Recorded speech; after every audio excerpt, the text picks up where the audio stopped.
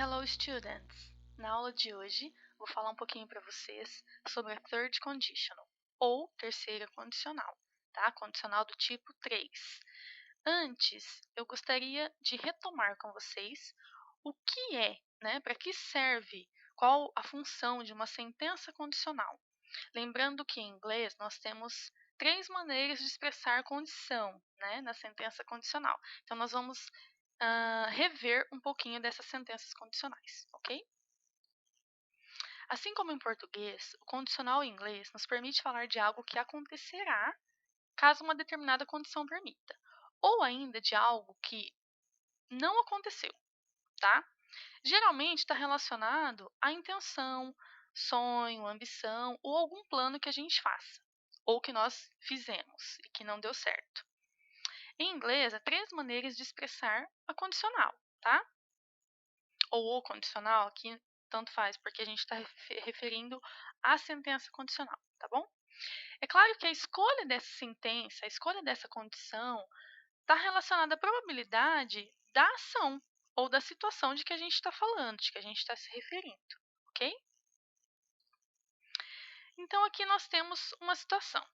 Se a condição é cumprida e a ação ocorrerá. Então, algo provável de acontecer. Nós temos a primeira condicional, ou first conditional. Exemplo: If the weather is good tomorrow, we'll go climbing. If the weather is good tomorrow, we will go climbing. Se fizer bom tempo amanhã, nós iremos escalar. Então, a escalada está relacionada ao clima. Então, se o clima estiver bom, então a condição para a escalada é que o clima seja bom, ok? Então, algo provável de acontecer. A primeira condicional sempre vai expressar algo provável de acontecer, tá? E percebam que nas orações condicionais a gente sempre tem uma estrutura que envolve duas orações. A oração condicional sempre com a palavrinha if, que em português é se, mais a oração principal.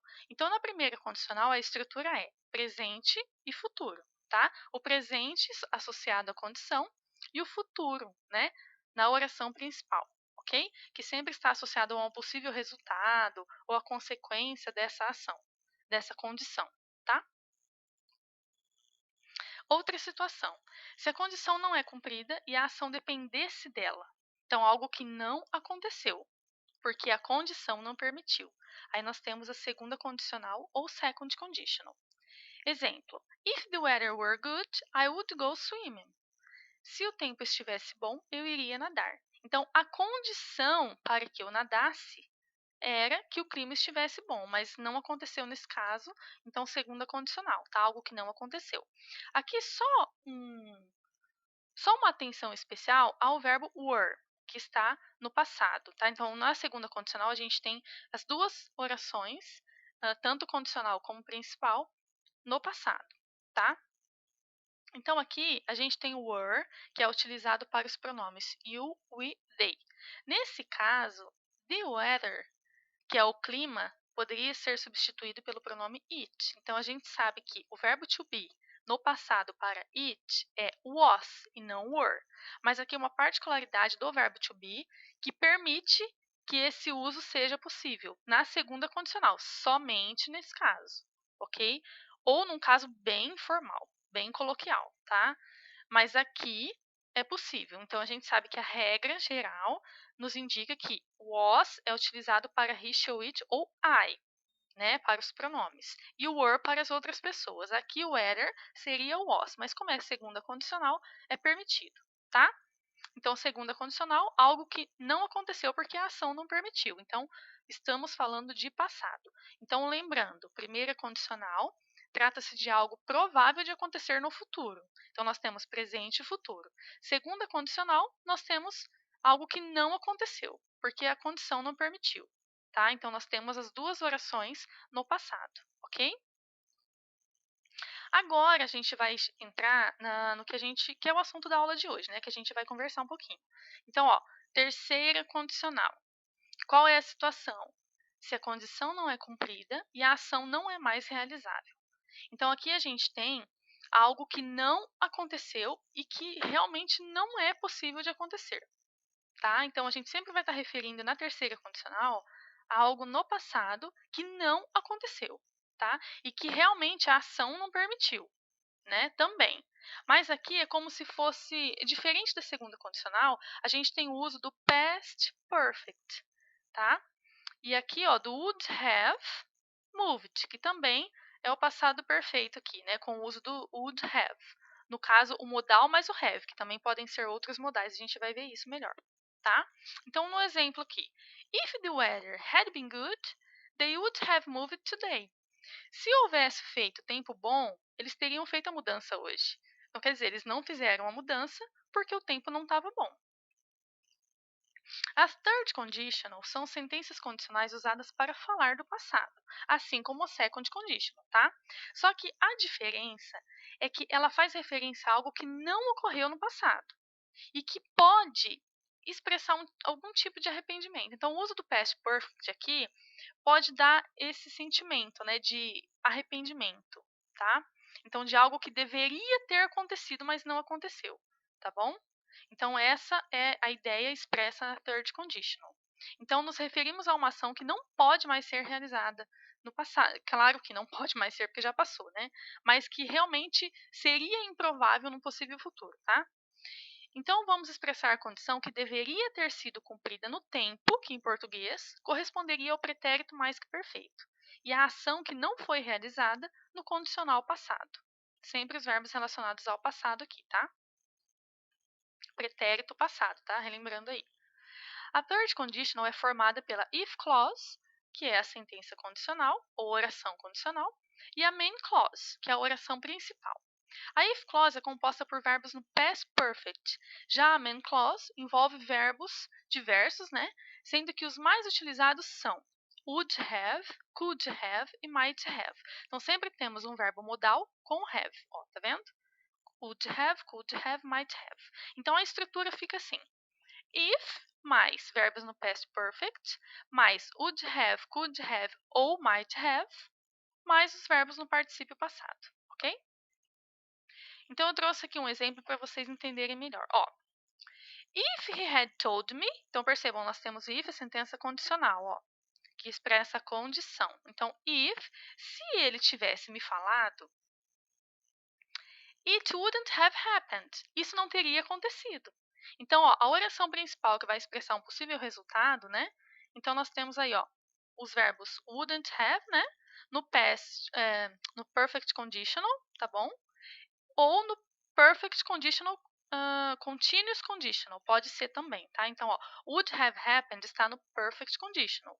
Então, pode ser também que alguns verbos estejam utilizados no perfect continuous, que não é esse caso aqui, tá bom? Então, só para vocês entenderem, duas orações. Então, na sentença condicional, a gente tem o if mais os verbos no past perfect.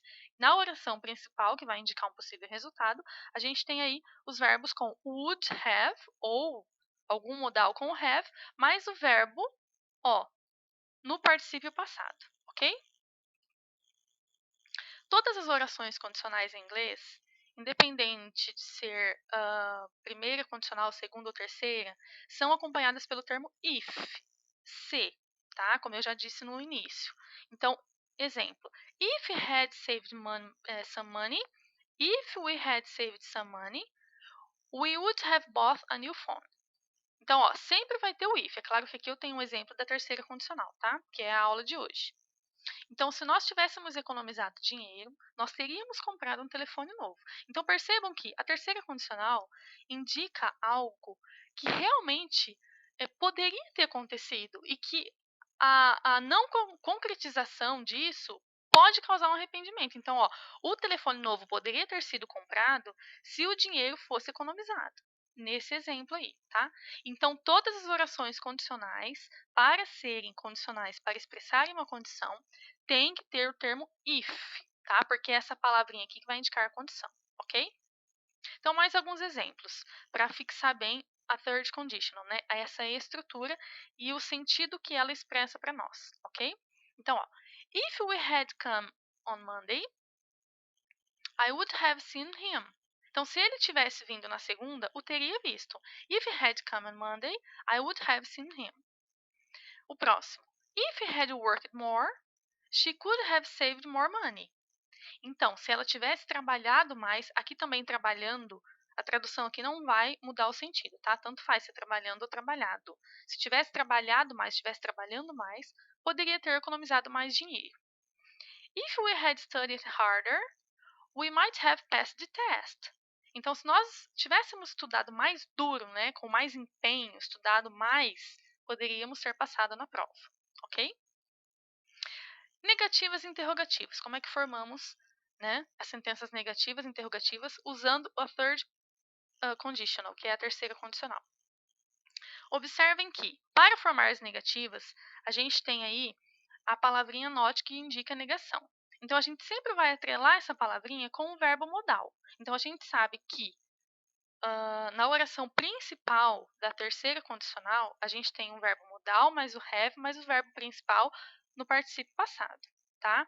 Então, o not, que vai indicar negação, sempre vai vir junto com o modal. Então, aqui, por exemplo, se eu usar would, pode ser would not ou wouldn't. Lembrando que essa contração, que é a forma contraída que nós chamamos, ela pode ser utilizada numa linguagem mais informal, mais coloquial, tá? Então, would not ou wouldn't. O could fica could not ou couldn't, tá? E o might not. Então, o might not não tem essa contração, essa forma contraída, tá bom? Então, no exemplo, ó, I wouldn't have gone to the party if you hadn't come. Então, eu coloquei aqui só para vocês entenderem a negação nas duas sentenças, tanto principal quanto condicional, tá? Então, ó, aqui o not, perceba que ele também vem junto com o had, tá?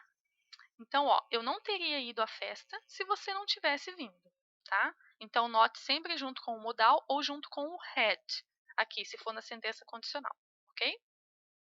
E a interrogativa, como é que fica, teacher, em inglês, na terceira condicional? O would, que é a nossa palavrinha-chave aí, ou poderia ser could ou might também, ou algum outro verbo modal, tá? Geralmente esses três são mais utilizados, mas pode acontecer de ser utilizado um outro, não tem problema, no problem, ok? Então aqui o would, como no exemplo, ele sempre vem antes do sujeito. A gente sabe que em inglês, as questions, as perguntas, o verbo principal, ou desculpa, o verbo auxiliar sempre vem antes, tá? Então, ó, would you have gone without me? Você teria ido sem mim? Ó, would you? Então, a gente sempre faz uma inversão aí, tá? É claro que a tradução, aí fica o sujeito antes, né? Mas só para vocês entenderem essa questão. A question, a pergunta em inglês, sempre tem o verbo antes do sujeito, geralmente o verbo auxiliar, ok? E é isso, pessoal. Então, aqui estão as referências, né, do conteúdo da aula de hoje. Espero ter ajudado vocês. Thank you e até a próxima aula. Bye bye!